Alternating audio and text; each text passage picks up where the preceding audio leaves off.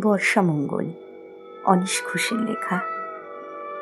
তুমি আসবে বলেই সম্ভবত বৃষ্টি থমকেছিল বহুদিন। আমাদের এই শহরের দরজায় ইতিমধ্যে দূরের গাঁ-গঞ্জ থেকে পোড়া মাটির খবর এসেছে ক্রমাগত। উপেক্ষার চোখ আমরা সে সবের ওপর থেকে সরিয়ে নিয়েছি। এ শহরের আগামী বর্ষণ সংক্রান্ত আলাপেই বরং জমেছে আড্ডা। অবশেষে তুমি সেই বৃষ্টি মাথায় নিয়ে আজ এলে। খুব ভিজেছ দেখছি। চটিজোড়ার একটা স্ট্র্যাপও ছিঁড়েছে। ফেলে রাখো ওইখানে ও দুটো পুরনো মলিন সপসপে শাড়ি জামা পাল্টে নাও।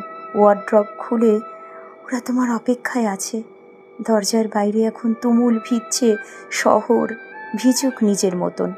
তার শরীর ছুঁয়ে এখন অনাবাসী বৃষ্টির উল্লাস ভরে আছে। থাক, পাথরের বুকে বেজে থাক মেঘমল্লার তার নিজস্ব সুরে। তুমি খানিক নিশ্চিন্ত বিশ্রাম নিতে পারো এখন। তারপর রাতের আসরে আজ বিষণ্ণ বন্ধুদের ডেকে নেব। তুমি এলে কৃষ্ণকলি আজ এই ঘনঘোর মেঘের উৎসবে এসো। আমরা সবাই স্বাস্থ্য পান করি বিমূর্ত বর্ষার। আজ রাতভর শুধু বৃষ্টির গান গাই।